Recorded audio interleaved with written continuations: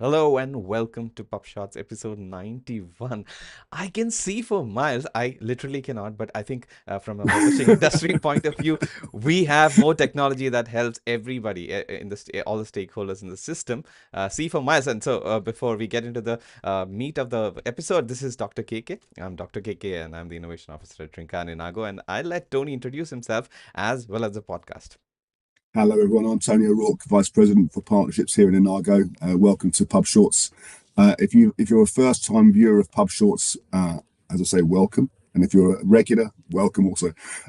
This is a regular podcast which KK and I record, where we discuss stories that relate to the world of research communication and what's impacting research communication and publishing and scientific communication generally.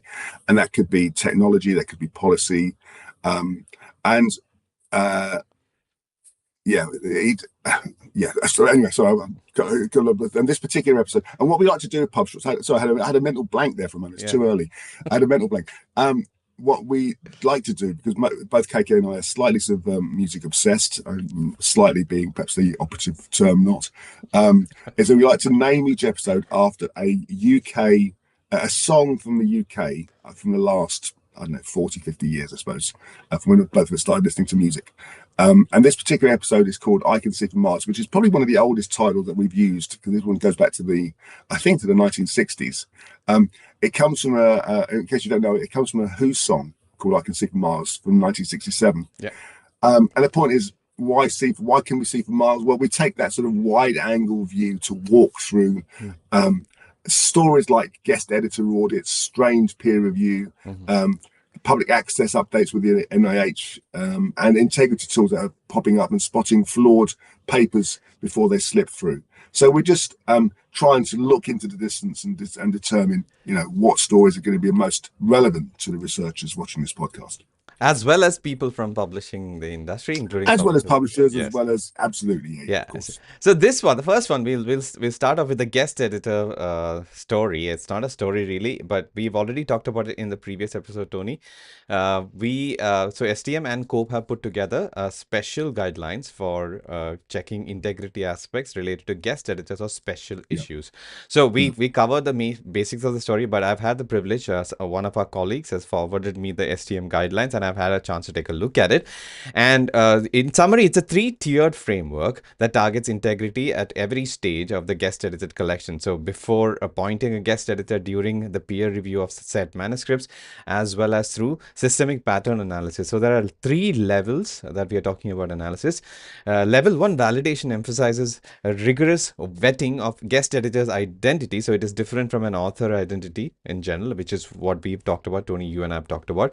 So the aspects of identity include credentials, publication record, conflicts, reputation, and editorial skills of the said guest editor. So this is probably the most important checkpoint before appointing a guest editor at a publisher. So I'll take a moment to pause here and ask you your thoughts. I mean, from a guest editor research integrity standpoint, do you think this is the level 1 is the most critical step? I think the level 1 is the most critical step. I think all 3 steps are important, but they're critical. I think that's the thing that surprised me about this. Now, I know I may have mentioned this in the previous episode. It in a sense, it saddens me that an organization like STM has to produce these kind of guidelines, which are absolute common sense. I've worked in publishing and academic publishing for a long time, and we, in previous organizations, we used to appoint guest editors, and we would go through these processes. We'd make sure that these editors were up to scratch. We were able to deliver. There was nothing that would get in their way, or nothing that would interfere with the work that they did. So, but if there's abuse of the process, and there has been abuse, sadly, of that in recent years, then it's important that guidelines are established. And I think if it comes to STM, you can be pretty certain it's got a good stamp of approval. Right. So the reason I took a pause after level 1, because it is probably the most unique level. And before, if anybody is watching this and if they're wondering why we are not sharing it, it is because that STM has clarified that because such a document, such a detail could be used by bad actors, it is only available to members. And I've had the privilege, because one of our colleagues is a member and shared it. So I cannot share the details apart from the superficial aspects.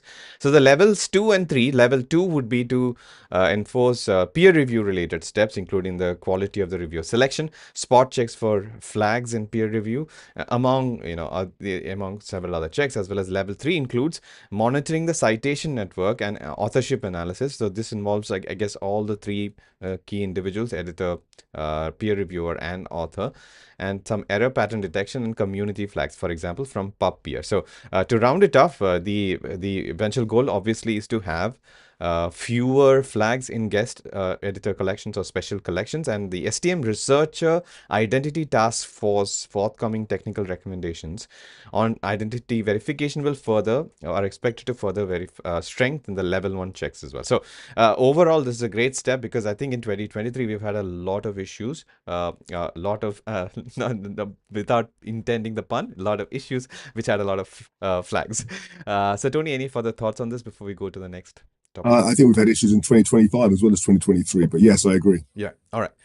Moving on to the next one. It's a Guardian story. It discusses the need for reform in scientific publishing. So it is titled "Scientific Publishing Needs Urgent Reform to Retain Trust in Research Processes." So some other key points I'll list down, and I'll invite Tony to share his thoughts.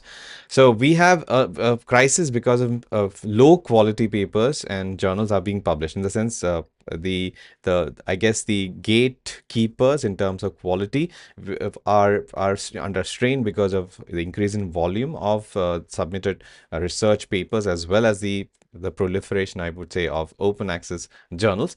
And researchers are persuaded to publish frequently because, Tony, we have talked about it, publish or perish is the I guess the basic rule of the game for career advancement. And this article also mentions that AI may not be a solution. In fact, it might worsen the problem because of it giving assistance to both good actors and bad actors, but particular stress on the bad actors. And Yeah. it recommends that reform should focus on quality over quantity and reducing publisher fees. So I'll take a moment to ask Tony if you have any thoughts so far on this, on these points.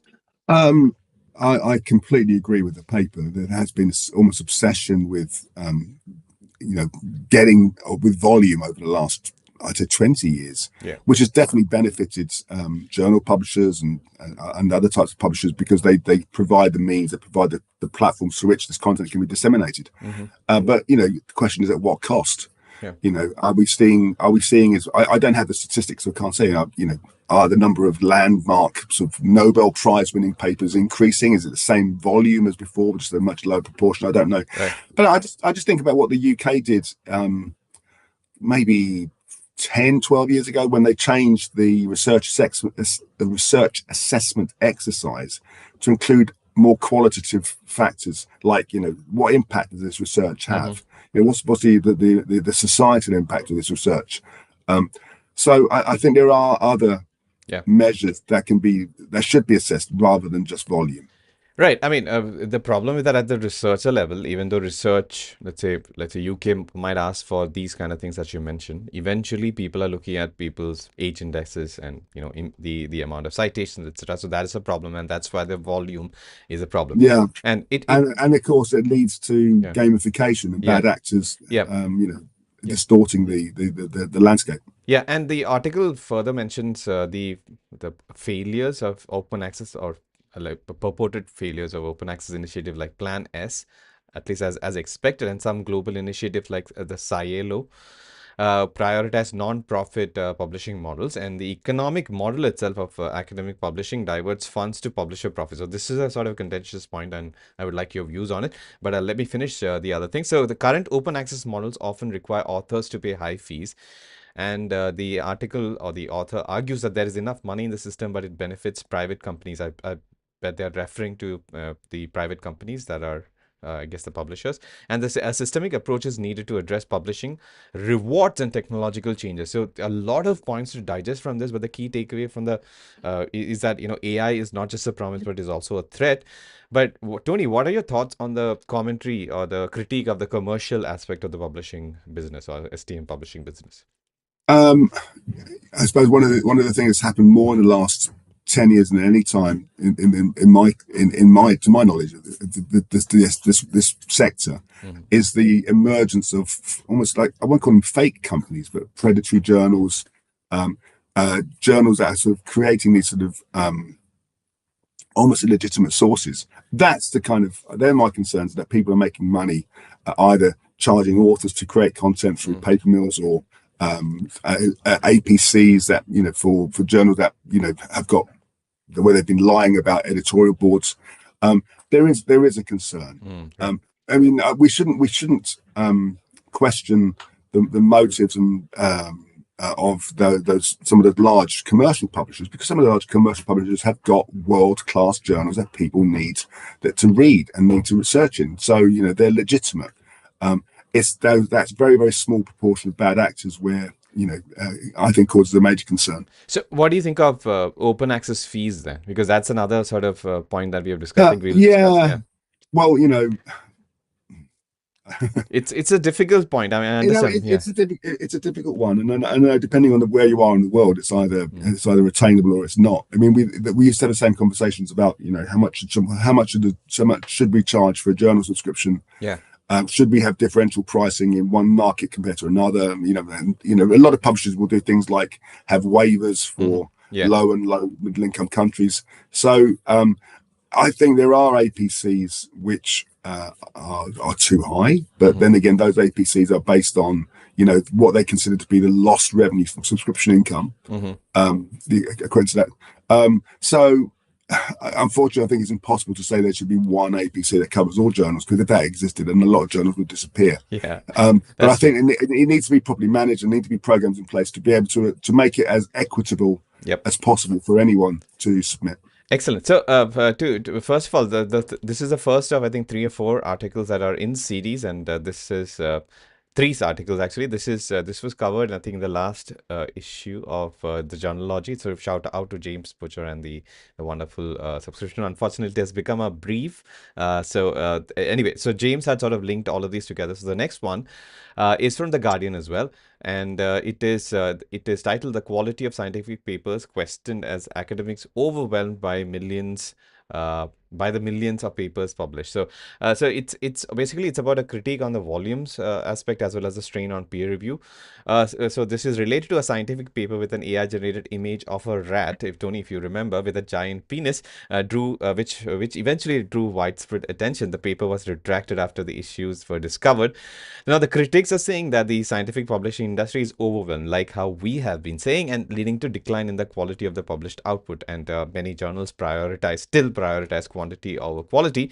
And Nobel laureate Andre Geim, I guess, if I'm not mistaken, and others call for reforms in publishing practices. And the Royal Society, Tony, plans to review scientific publishing to address some of these challenges. I'm very excited to sort of follow this trajectory by the Royal Society, because I was reading earlier, I realized that Richard Dawkins was a member of the Royal Society, and I've just finished a book of his, and it was. So, what are your thoughts on this? Are you looking forward to some sort of initiative by the Royal Society in terms of changing how the publishing industry works? The best measures are the measures that the industry takes itself, that it imposes on itself. And if the industry is saying it is concerned but at the quality Mm-hmm. of materials coming through, that you maybe you wouldn't necessarily see that in the publications themselves, because they still have large volumes, but of course they're going to be receiving more and more submissions and having to screen through those a much higher volume, which is kind of one of the things that we do with some of our AI services to help that screening process through Inago reports, for example. So yeah, I think anything that can restore faith Mm-hmm. in the research industry by the broader public, I think it's got to be seen as a positive thing. I mean, we know the concerns are coming out of the US, for example. Mm-hmm. This lack of belief, and it's not just in the US. I mean, they touch this article in the Guardian. It is truly a worldwide concern. Right. And talking about the trust, restoring the trust, and the original I guess, bearers of trust and quality in research would be the peer reviewers and the peer review system itself. And so the next article, I hope it loads. It is from openresearch.wtf, and it's written by Mark Hannell. It is titled "Have We Already Hit the Peer Review Breaking Point?" So again, in this case, we are talking about AI and the impact on scientific publishing, and whether the peer review system can handle the increase in submissions facilitated by the power of artificial intelligence. And the problem, the same points are discussed in terms of the volumes being high and the peer review system not being able to cope with it.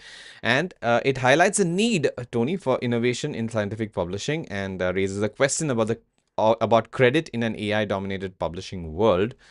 And it eventually notes that AI tools and AI automation partially could help. And this is also the goal behind our AI peer review assistant, which would give peer reviewers a workspace where they can use AI ethically and responsibly and optimize their review, as well as guide, make sure that it's higher in quality because of all Yeah, the evidence that is surfaced. Your yeah, thoughts? Yeah. yeah, yeah. I'm not convinced either about this kind of publish and curate model. Yeah. I think let's be fair. There is there's probably a space for every journal. There's a space somewhere for every article to be published based on quality and Right. the impact it has on society, and that's not necessarily a good thing. Peer review is about trying to highlight those papers that make a difference, and at least that it represents the science as it stands today, or moving the science forward. And there are too many papers getting through that don't do that, or there are too many papers that are being written which are incomplete, that are what they used to call it salami sliced. Mm-hmm. Where it's about providing part of the research story rather than the entire story. So I think I have concerns about that. But I look at other types of models, things like preprints, for example, and there are lots of and the assumption about preprints is that preprints are generally uncontrolled or uncontrollable. Anyone can publish a preprint anywhere they want to, but that really isn't the case. There are so many measures that are being put into place to ensure that there is the right kind of quality standards being met, particularly with certain types of preprints. Mm-hmm. That we're going to. I know I mentioned this before. We're going to see those journal alternative sources rising more in prominence Right. because of some of the quality processes that are being put in place. Yeah, so so this is the point that Tony is elaborating on, the publish then curate model. So this was discussed at the Future of Scientific Publishing conference in 2025, and it's basically the tech stack for publishing preprints, which we have overlaid journals. I mean, this is a quote from there, I guess, and it's from eLife's innovative new model. So publish then curators have probably it was launched by eLife, I would say. But anyway, it was discussed, and I personally also have a problem with publish then curate model, because as I mentioned at the top of shifting or transitioning to this story, I believe that peer review, so the academic peer review is the gatekeeper in terms of quality, and we should provide it support rather Yeah, than it allow should it. become more robust. Yeah. It should be identifying and highlighting and rejecting more easily the sort of types of papers that really are not adding anything and not adding any value Mm. in the process, and also identifying those bad actors and just getting rid of those papers completely straight away. Getting rid of paper mill papers, getting rid of articles that are in journals with fake editorial Mm. boards. Those sorts of things should be abolished. Right. Moving on to the next story, Tony. This is a clarification on the NIH. So it's titled An Updated NIH and Publisher Guidance, what the authors need to know about NIH's public access policy. So we have already talked about it. All NIH funded research should be available for public access on day one of publication, which is a change, and it'll kick in, I think, later this year. And I want to scroll to this. This is the key. I think if I can open this, yeah, this is a key thing. So this is easier for people who are obviously affected by this to understand what the provisions are. So NIH requires immediate availability of sponsored research articles by NIH, and the policy affects articles accepted or on after July 1st of 2025. But if a grant is closed before July 1, 2025, the old policy applies, and NIH will also introduce a cap on publication cost which we covered already in October 1. So I was partially incorrect. The policy regarding open access has already been initiated starting up earlier this month, July 2025. But the publication cost capping aspect will kick in October 1st. So what are your thoughts on this overall? And would publishers, Tony, would publishers need uh, negotiations with the, let's say, the federal government and NIH to make sure that they are not adversely affected by the publication costs? Yeah. You know, I kind of sit here thinking, you know, how long is the existing journal model going to last? Mm-hmm. You know, I've been, as I said, I've actually indirectly or directly been involved in these discussions over the last 20 years, particularly, you know, when these kind of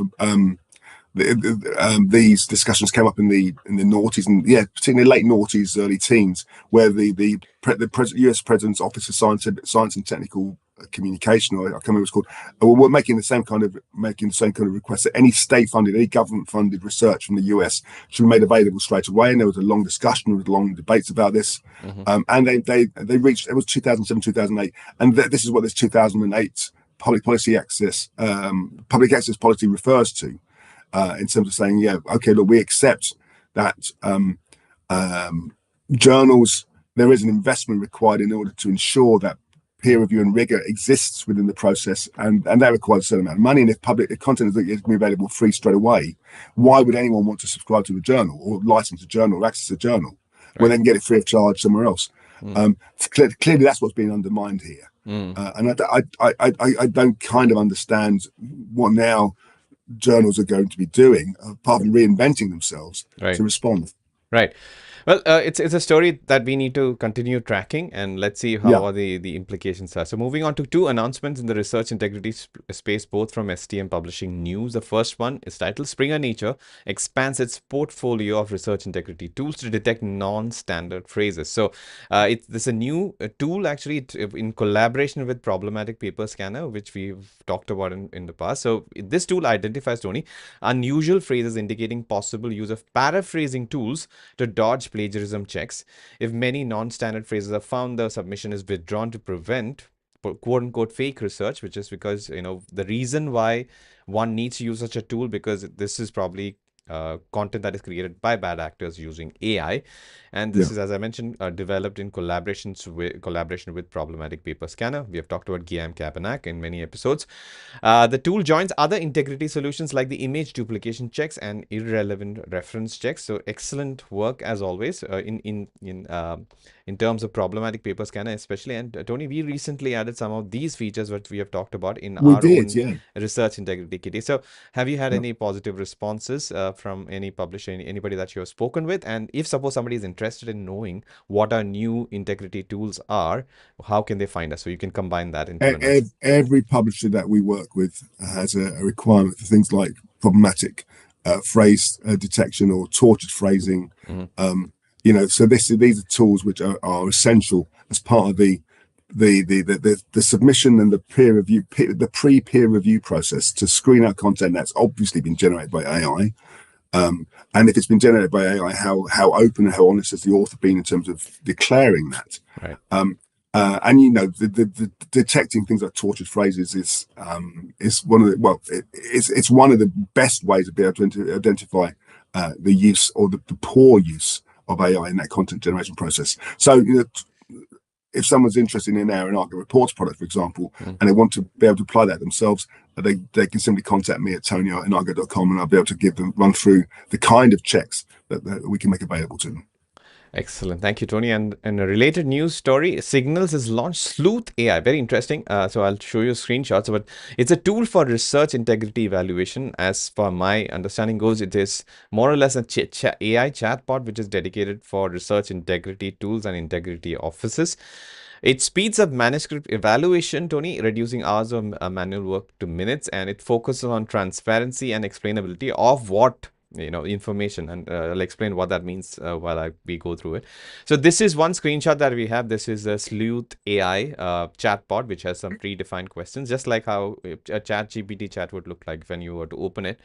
And the questions that you can ask are, for example, is there any irrelevant content in the manuscript? So the context that the AI has is obviously, apart from its training, would be the manuscript that is being evaluated for research integrity concerns. And so the AI, with the training and with customized prompts as per signals, would then pull the related information, for example, locations like page 2, paragraph 1, and with an explanation, so that this is the explainability and transparency aspect of Sleuth AI. And it also allows for custom questions as well. So it can also check for example, check the manuscript for the following conflict of interest statement, funding statement, and ethics statements. And just by typing that into the Sleuth AI, it'll pull the references, and depending on the user behavior signals, also plans to incorporate these kind of default things that one needs to check for. So it gives you a very sort of a powerful tool for a research integrity, I guess, evaluate, or a screen, or a research integrity sleuth to go through a manuscript, and it ties in with the manuscript checks that Signal already offers. So your thoughts on this? I found the chat interface to be accessible, especially for new users of technology. Your thoughts? Yeah, no, we've been talking about checks in previous stories, and we've developed, as you know, KK, we've developed a number of checks that are kind of built using LLMs, but they're very much query-based checks. Yes, that's us providing a list of queries, or generating a list of queries, which then the publisher or whoever can use to screen content. What I like about this is that it allows the user to create their own query. right. Effectively. And I think that's an interesting way forward. That's an interesting approach. It is technically similar to the Copilot functionality within Inago Read, which is our AI reading assistant. It's just, it is focused on research integrity. So it's obviously it's part of a research integrity suite as well. And I think more and more research integrity suites will have some features like this. This is what my prediction is. So let's keep the last one. The last story is also about research integrity. It is from Nature. It's a new story titled "How to Tackle Research Misconduct. Survey finds stark disagreement." So obviously there were survey participants, and so there were sleuths and integrity officers who were asked, basically. So data sleuths and integrity officers. I believe to confirm my understanding of this, integrity officers in this context, I think, Tony, means those in institutions, higher education institutions, research institutions, who are taking care of this, right? Right. Okay. Yeah, so the survey shows that only 6% of the sleuths think that reporting channels are effective, and integrity officers prefer self-regulations without, revealing the information, but sleuths disagree. Some suggest external bodies for handling misconduct, and rapid retraction of problematic papers is a debated topic among the two groups here. And retraining of our misconduct isn't widely supported by sleuths. I believe training of the researchers, and the need for a common ground, obviously, we have two sort of separate groups of individuals, or two, I guess, stakeholders in charge of research integrity. One is post-publication, which would be the data sleuths, volunteers who work, and one at the institution. So I guess we need to have a consensus for this, and I believe that automation is at least a partial aspect of the solution, or to bring everybody together. And your comment about the sleuths don't necessarily think training is important. Well, I suppose if everyone was honest and open, and was had the investigatory skills with their own content, we wouldn't need sleuths. But the sad reality is we do, because there are bad practices, there are bad players, and they need to be highlighted, and they need to be actioned against. Yeah, so these are some graphs that you can refer to while we listen to Tony talk. So Tony, this is a disagreement that you're seeing, and we are talking about the educational training for researchers who have committed misconduct. So who have already had flags, do they need retraining, is the point that we're talking about. Continue, please. Yeah, I suppose the question here is, some of these in my mind are unobjectionable. They're so clear that they just happen. Why would anyone object to penalties for people who are playing the system, or who are creating bad content? There need to be penalties. Why would anyone want to not do that? I mean, it's about only 70% of the research integrity officers said that was necessary. I think it's kind of undermines the need for rigor and integrity within the research communication process. Right. Just to clarify, these responses are only agree or strongly agree. I think mildly agree might be an option, so maybe that's not a part of it, and the other would be disagree. Anyway, so that's an interesting thing. As in, the publishing world needs to be on the same page when it comes to research integrity, I feel. Yeah. Yeah, and research integrity is kind of the tools to support the research integrity is the mantra of 2025. Every single publisher, anyone that's producing content, needs to ensure that the content is as honest as possible before they do anything with it. And tools are absolutely essential to help them do with that, such as our own RI tools. But there's always going to be disagreements within the sector, and this is a relatively small sample as well. Was it 37 people asked? I'm sure if we were to ask the broader community and included other players within the community, we'd get a similar, but more balanced answer. Yeah. All right. Moving on to quick hits now. Three quick hits this time. The first one is from Retraction Watch. Biased and unethical journal objects to Scopus delisting. So we are talking about a journal that's been it's called Nurture, and it's from Scopus. Yeah, Nurture. Yeah. So and from Nurture Publishing Group. Probably. The publisher is called Nurture Publishing Group, and that is so awful. I mean, if English isn't your first language, you're one letter away from Nature Publishing Group. This is terrible. Yeah, but so the concern is that it highlights there's a claim of bias against developing countries' journals. And so the Nurture journal contests the decision while Elsevier cites quality and citation issues as the reason. So I mean, obviously there's a I don't know if the Eastern Hemisphere, I think is the global East, I think is what is wanting fairness. But I also agree with your point. And if suppose there are citation issues and quality issues in the published work, obviously we need there is ground for retraction. So any further thoughts on this? Yeah, and if these are legitimate journals, they've got nothing to worry about. They will be relisted if they're publishing good, open, honest research. Then they should have nothing. There should be no concerns. But the fact is, it's been highlighted. Yep. By Scopus, and we need to take it seriously. Yep. The next quick hit is IEEE journals lead the field in latest citation rankings, and I think that's not surprising at all. So many IEEE journals have excelled, leading several categories, according to the journal citation reports and site score metrics.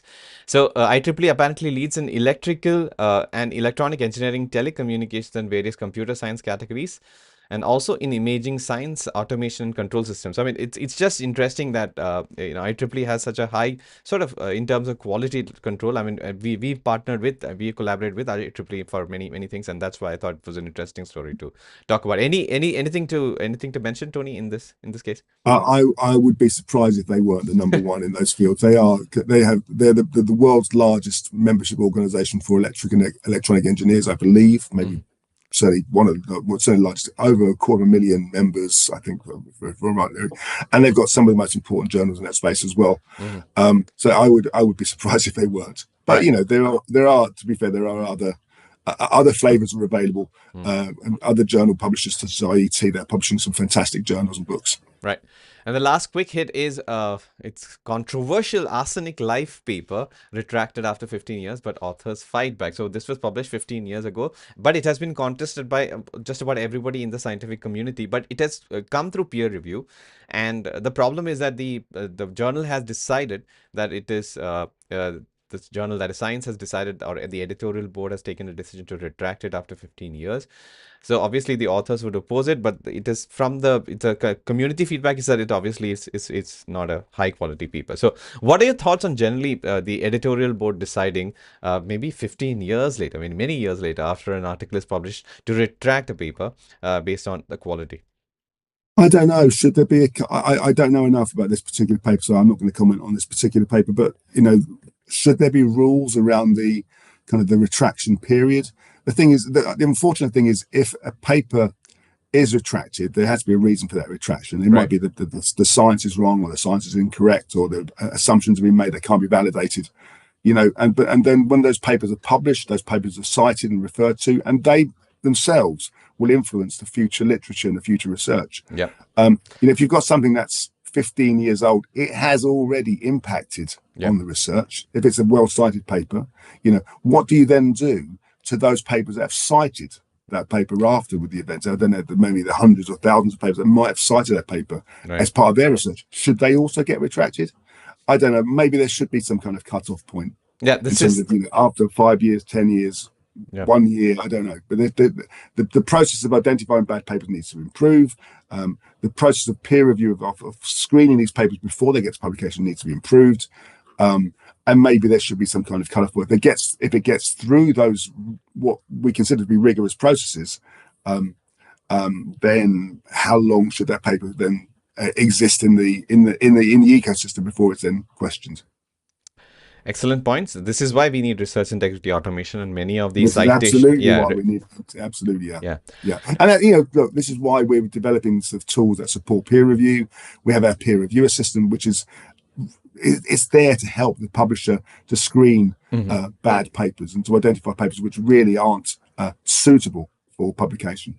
Right. And that brings us to the end of this episode. Tony, just like how we have tools, I believe you attended a course in guitar and to help you improve and improve your skills. And it was quote unquote life changing for you. So could you just please narrate what happened and what are you looking forward to after this? Yeah, well, thank you for sharing those private comments. I had a few days off last week and I decided to go on a course of self-improvement. And it was around, I'm a musician or a part-time musician, temporary an amateur musician. It was just about improving my guitar playing skills, and it was fantastic. Sitting in the countryside for 4 days, doing composition, improving my technique. It was a very, very, very constructive way of using my time. Well, that is indeed motivational for people like me. I'm also a learning musician. I think all musicians are always learning. They're improving their skill in absolutely. Yeah, in absolutely. one way or the other. Yeah. And so such formal courses, which is part of like education, as in this is why we have this podcast in terms of communicating what we know to the rest of the world so that they can benefit from it. And that's part of it. This is exactly what happened here. You had some world-class guitarists who were there to share their knowledge and share their experience and expertise with lesser players. Right, and a quick plug once more. So if you're interested in knowing about all the things that we've discussed in the past 90 episodes, you can watch all the episodes over a weekend or take 4 days off, just like Tony did for his guitar course, and watch all the episodes. They are available on Inago's YouTube channel under the PubShorts playlist, and we would love to hear your thoughts on it, or if you would like us to cover something, and we value your comments very, very. We are grateful for your comments, and we make sure that your suggestions are incorporated in our future episodes. So until the next time, Tony, I'm aware of time as well. This is one of our longer episodes in the recent past. This is Dr. KK signing off. We'll see you in the next episode. Bye, Tony. See you next one.